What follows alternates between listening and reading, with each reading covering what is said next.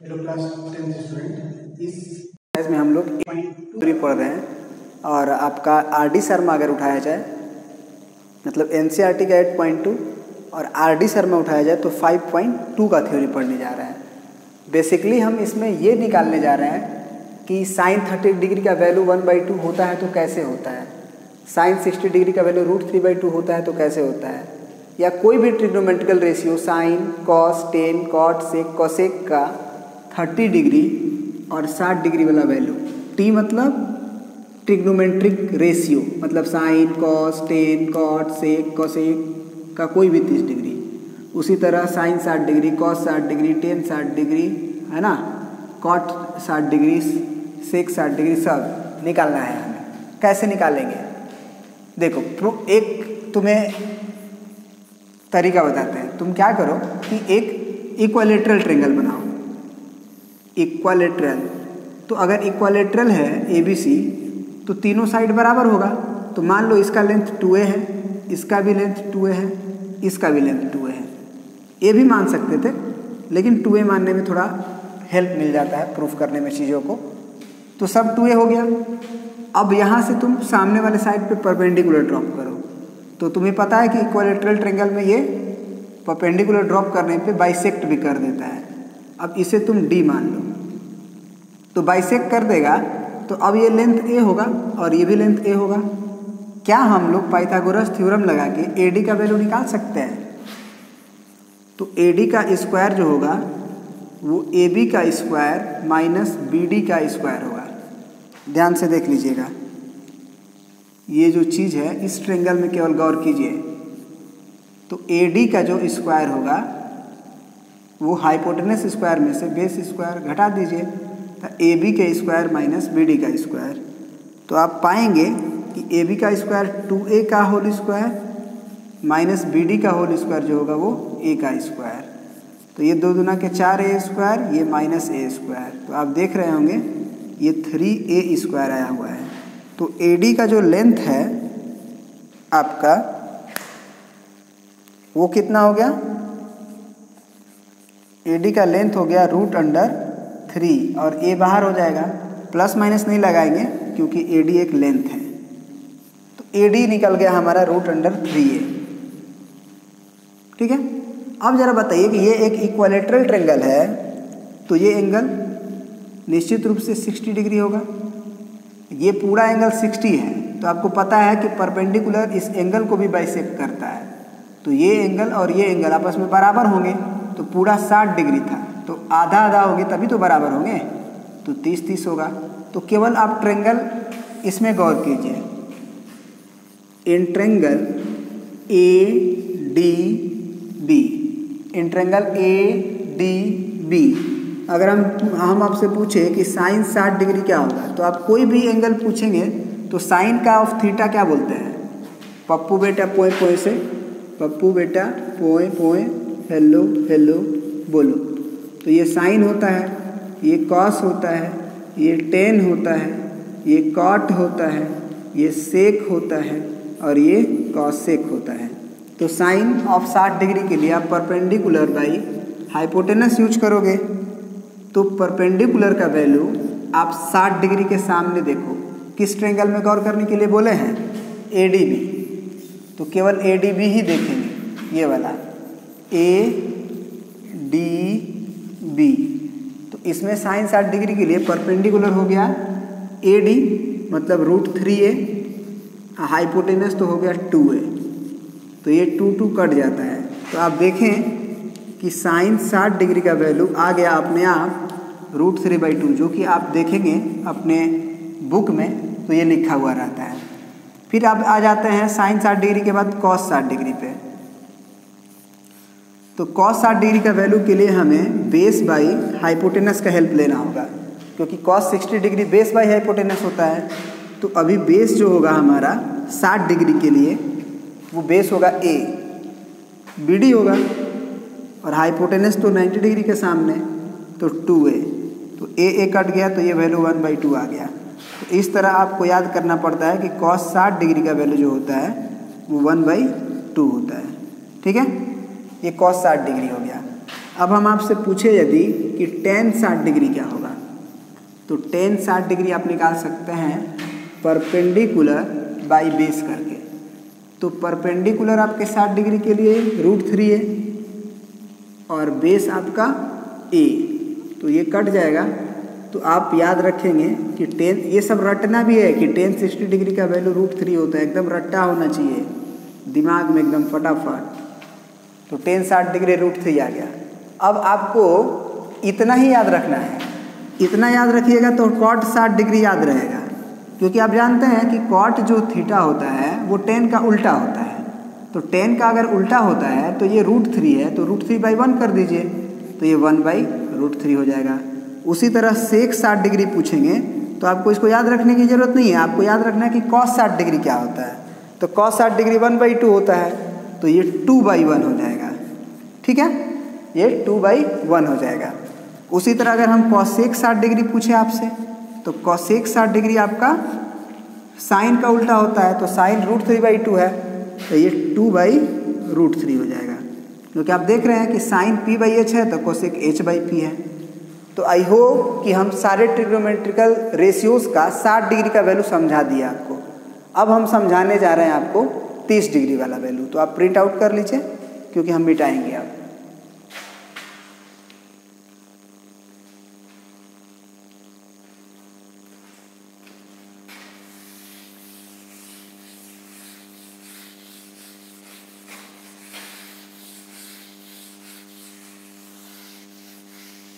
चलिए, अब 30 डिग्री के लिए आपको वो एंगल ढूंढना होगा जो 30 डिग्री हो। तो ये 30 डिग्री है, तो आप बताइए कि साइन ऑफ 30 डिग्री के लिए भी फिर फॉर्मूला थीटा ना बदला तो परपेंडिकुलर और हाइपोटेनस बदलेगा, है कि नहीं। तो आप बताइए कि 30 डिग्री के लिए परपेंडिकुलर कौन होगा, तो 30 डिग्री के सामने देखना होगा क्योंकि ट्रेंगल तो ADB ही यूज हो रहा है। तो 30 डिग्री के सामने A हो जाएगा परपेंडिकुलर और हाइपोटेनस 2A, तो ये A कट जाएगा, तो आंसर हो गया 1/2। मतलब साइन 30 डिग्री का वैल्यू आपको याद रखना कि ये 1/2 होता है। अब आ जाते हैं cos 30 डिग्री पे। तो cos 30 डिग्री का वैल्यू अगर निकालना होगा तो फिर बेस बाई हाइपोटेनस। तो 30 डिग्री के लिए बेस कौन होगा, तो बेस AD होगा। कारण क्या है उसका, क्योंकि एक बेस होता है एक हाइपोटेनस होता है, तो 90 डिग्री के सामने वाला हाइपोटेनस होता है। तो 2A हो गया, तो ये A कट गया, तो आंसर आया √3/2। तो आपको याद रखना है कि cos 30 डिग्री बराबर, फिगर से नहीं याद रखना है, आपको याद भी रखना है, भूल जाओगे तब फिगर का हेल्प लोगे। तो ये सारे वैल्यूज़ को याद रखना है। उसी तरह cos निकल गया तो tan 30 डिग्री भी निकाल सकते हैं। तो tan 30 डिग्री होता है हमारा परपेंडिकुलर बाई बेस। तो परपेंडिकुलर हो गया हमारा A हो गया क्योंकि 30 डिग्री के लिए A हुआ और बेस हुआ आपका √3A। ये बेस हुआ, ये कट जाएगा, तो आंसर आया 1/√3। तो अब आपको cot 30 डिग्री याद रखने की ज़रूरत नहीं है, इतना ही याद रखिए cot 30 डिग्री के लिए tan 30 डिग्री को उल्टा कर दीजिए, तो ये √3 हो जाएगा। उसी तरह अगर हम आपसे पूछें कि sec 30 डिग्री क्या होगा, तो 2/√3 हो जाएगा। उल्टा कर दीजिए cos को उल्टा करिए, और cosec 30 डिग्री बोले तो आप उल्टा करिए साइन को, सॉरी cos ही लिखा गया, ये cosec 30 डिग्री पूछें तो ये 2 हो जाएगा आपका। तो इस तरह से आपका ये सारे वैल्यूज़ को याद रखना है। अब हम आते हैं T रेशियो ऑफ 45 डिग्री का देखेंगे। कोई भी T रेशियो मैंने sine 45 degree, cos 45 degree, tan 45 degree and so on. ठीक है, इसको प्रिंट आउट कर लीजिए आप। चलिए, आपको बता दें कि 45 डिग्री का जो एंगल हमें निकालना है वो इक्विलैटरल ट्रायंगल में नहीं मिलेगा, क्योंकि इक्विलैटरल ट्रायंगल में तो आपको 30 डिग्री मिलेगा और 60 डिग्री मिलेगा। तो निश्चित रूप से हमको ट्रायंगल अब अलग बनाना पड़ेगा, उससे काम नहीं चल पाएगा। तो क्यों नहीं, हमको एक राइट एंगल तो चाहिए ही, तो एक राइट एंगल बना लेते हैं और एक एंगल 45 डिग्री रख लेते हैं। तो निश्चित रूप से अगला भी 45 डिग्री होने के लिए मजबूर हो जाएगा, क्योंकि तीनों एंगल का सम 180 होना चाहिए, है कि नहीं। ठीक है, अब आपको पता होगा कि ये आइसोसेलेस ट्रायंगल हो गया, आइसोसेलेस राइट एंगल।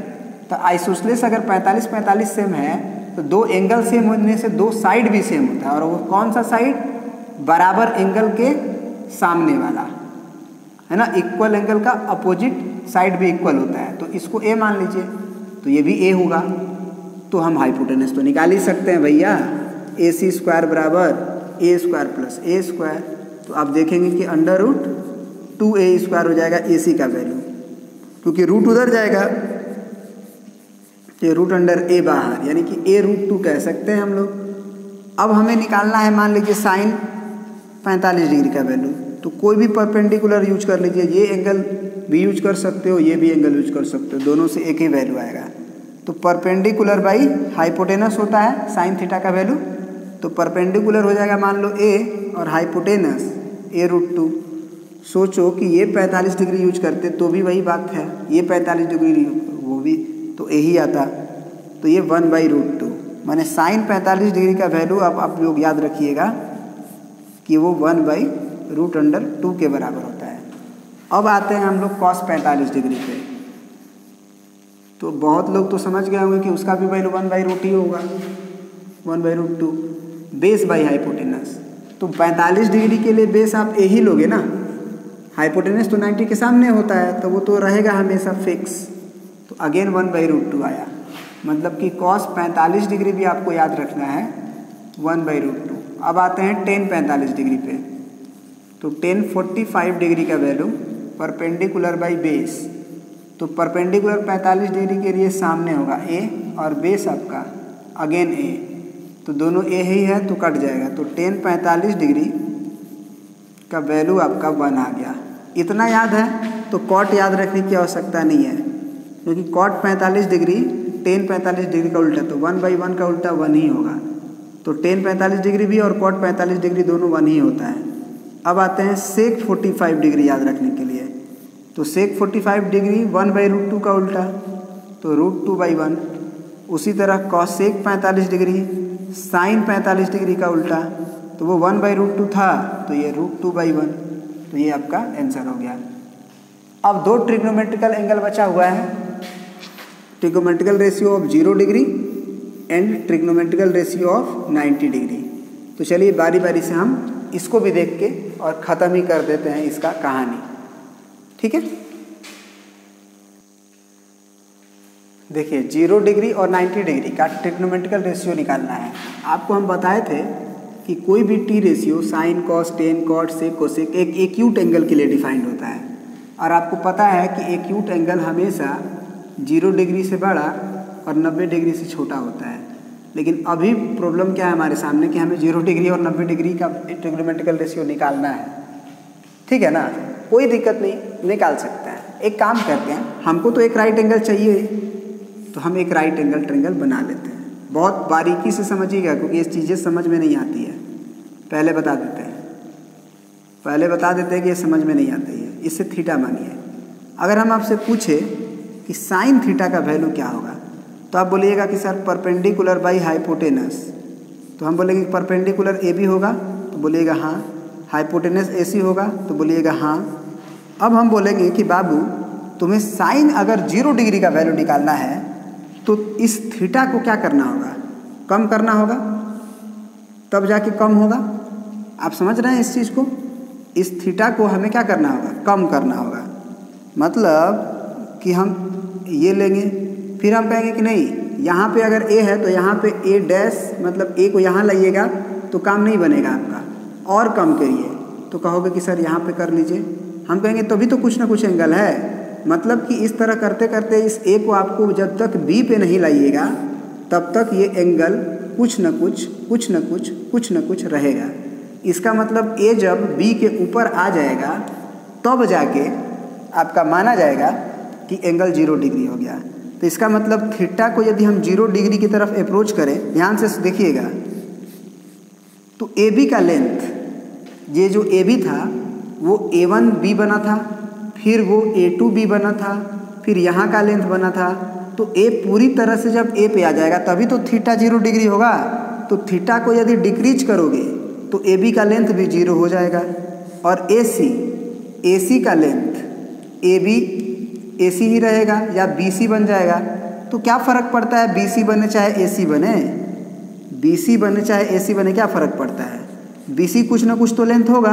तो 0 के डिवाइड में 1 लिखते हैं, चाहे 10 लिखते हैं, चाहे 50 लिखते हैं, वैल्यू तो 0 ही आता है। तो इसका मतलब आप याद रखोगे अब कि साइन 0 डिग्री का वैल्यू जो होता है वो 0 होता है। अब आते हैं हम लोग cos 0 डिग्री देखते हैं। तो सबसे पहले हम cos थीटा निकालेंगे। तो cos थीटा हमारा बेस बाई हाइपोटेनस होगा। अब ज़रा बताओ कि थीटा को तुम 0 डिग्री की तरफ अप्रोच करोगे तो तुम्हारा BC कहाँ अप्रोच करेगा? BC तो BC ही रहेगा, कोई फ़र्क नहीं पड़ेगा उसे। लेकिन AC जो है वो A1C A2C और AC जब यहाँ A यहाँ पे आ जाएगा तो थीटा 0 डिग्री बनेगा। तो थीटा यदि 0 बनाओगे मतलब इसको एकदम A को यहाँ लाओगे तो AC का लेंथ BC के लेंथ के बराबर हो जाएगा। तो ये कट के 1 हो जाएगा। इसका मतलब कि cos 0 डिग्री का जो वैल्यू होता है वो 0 नहीं बल्कि 1 होता है। अब जो है tan 0 डिग्री अगर निकालना होगा तो tan 0 डिग्री हम निकाल सकते हैं। ये होता है हमारा परपेंडिकुलर बाई बेस। तो AB बाई बेस BC। तो AB तो आपका देख रहे हो कि AB जो है A जब तक यहाँ नहीं आएगा तब तक ये थीटा जो है वो 0 डिग्री की तरफ नहीं जाएगा। तो tan 0 डिग्री मतलब थीटा को 0 करोगे तो AB को 0 होना पड़ेगा, पहले भी बता चुके हैं। इसका मतलब 0, tan 0 डिग्री भी 0। 3 निकल गया तो 3 निकालने की आवश्यकता नहीं है। cot 0 डिग्री क्या होगा खुद सोचो। 1/10 का उल्टा होता है तो वो 0 है तो ये 1/0 होगा। और आप बताओ 1/0 आपको क्या लिखवाया गया है? अनडिफाइंड। बहुत सारे बुक में दिया रहता है ये, this is wrong, this is not infinity, this is undefined. Undefined और इन्फिनिटी में अंतर आपको शायद बता चुके हैं, ठीक है ना? नहीं बताए होंगे अगर तो हो सकता है 11th में बताए होंगे, लेकिन ये जानना कि ये अनडिफाइंड होता है। अब आ जाओ कोट के बाद सेक पे। सेक 0 डिग्री किसका उल्टा होता है? कॉस का। तो cos 0 डिग्री आपका क्या आया हुआ है? 1। तो 1/1 लिख लो तो इसका उल्टा 1 ही होगा। उसी तरह अगर cosec 0 डिग्री तुमसे पूछे तो cosec 0 डिग्री उल्टा होता है साइन का। तो साइन 0 डिग्री तो 0 है तो फिर 1/0, फिर अनडिफाइंड। तो बुक में भी देखोगे कि अनडिफाइंड लिखा रहता है। तो जिसमें अनडिफाइंड है वो सही है, जिसमें ये लिखा रहता है वो गलत है। तो अब हम लोग साइन 0 डिग्री का भी मतलब ट्रिग्नोमेट्रिकल रेशियोज ऑफ 0 डिग्री सीख चुके हैं। अब 90 डिग्री सीखना है। देखते हैं, मिटाते हैं इसको। चलिए 90 डिग्री वाला भी देख ही लेते हैं। ये एक राइट एंगल ट्रायंगल आपको बनाना है। चलिए ये फिगर को काट देते हैं। ये 90 डिग्री और ये थीटा ही मानिए अभी भी। ए है, बी है, सी है, इसको देखने की आवश्यकता नहीं है। चलिए तो अगर हम आपसे पूछे कि अगेन साइन थीटा क्या होगा तो आप कहिएगा कि सर ए बी बटे ए सी होगा, क्योंकि थीटा के लिए परपेंडिकुलर तो ए बी ही होगा। अब हम बोलेंगे कि थीटा को आप 90 डिग्री की तरफ अप्रोच करो तो थीटा 90 कब होगा? ज़रा सोचिएगा, थीटा 90 कब होगा? जब ये जो लाइन है ए बी ये और ऊपर जाएगा, मतलब बी को इधर खिसकाइए। बी जब इधर खिसकेगा, या फिर यूँ कह लीजिए कि ये जो लाइन है, निश्चित रूप से ध्यान दीजिएगा, ये जो लाइन है ये थीटा अगर बना रहा है तो इसको और ऐसे होना होगा, है कि नहीं? तो ए को यहाँ आना पड़ेगा। तो भी अभी 90 डिग्री नहीं होगा। नहीं, कब होगा?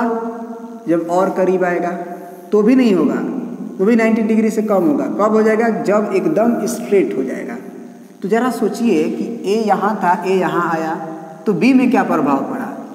बी यहाँ घसक गया तो BC का लेंथ घटा, फिर बी यहाँ घसक गया, यानी कि B1 B2। अब इसका मतलब कि जैसे ही ए एकदम पूरी तरह से स्ट्रेट होगा, नहीं, बी जो है ओवरलैप कर जाएगा सी पे, मतलब बी और सी सेम हो जाएगा। तो अब ए बी पे क्या प्रभाव पड़ा? तो ए बी ये था, सॉरी ए बी ये था तो वो ए बी ही रहा, उसमें कोई प्रभाव नहीं पड़ा। लेकिन ए सी को देखते हैं। ए सी जो है वो ए तो यहाँ आया, तो ए सी जो है बी के यहाँ आ जाने की वजह से ए बी ही हो गया। तो हम कह सकते हैं कि ये कट के 1 हो जाएगा।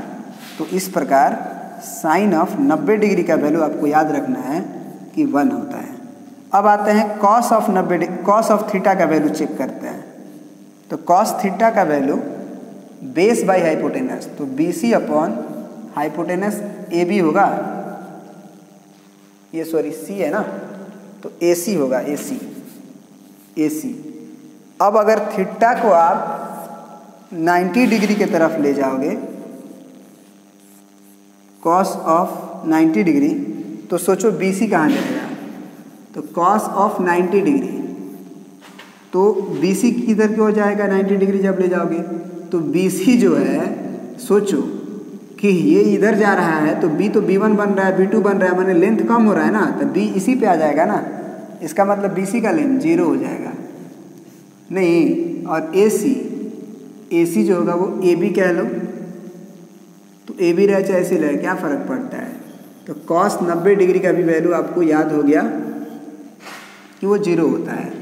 उसी तरह अब 10 अगर हमको 90 डिग्री निकालना हो तो क्या होगा, तो 10 90 डिग्री क्या होगा भाई, तो 10 90 डिग्री होगा परपेंडिकुलर अपॉन बेस।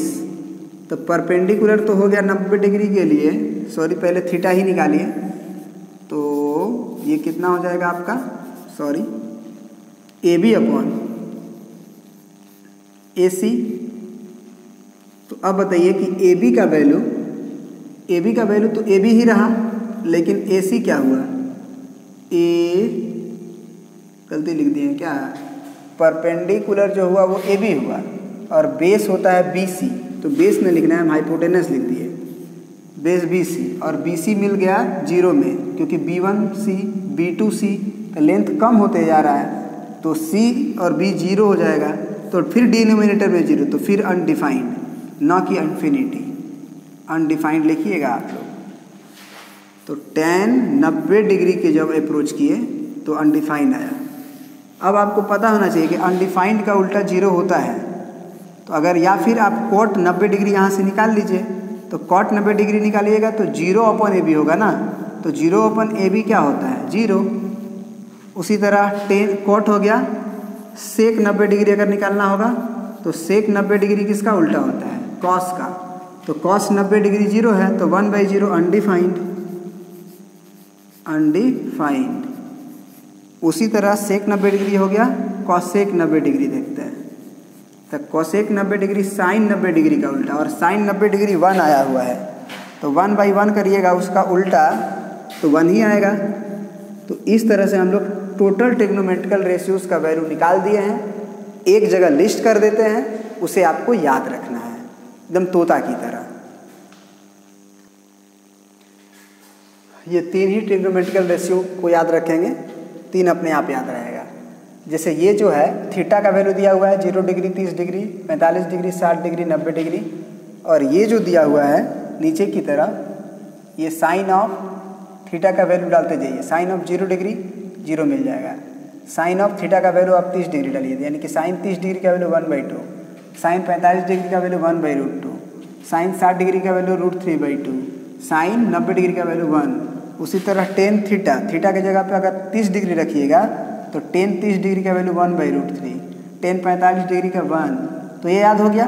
अब आपसे कोई पूछे कि टेन कॉट ऑफ 30 डिग्री का वैल्यू बताइए, तो 10 को उल्टा कर देना, माने √3/1।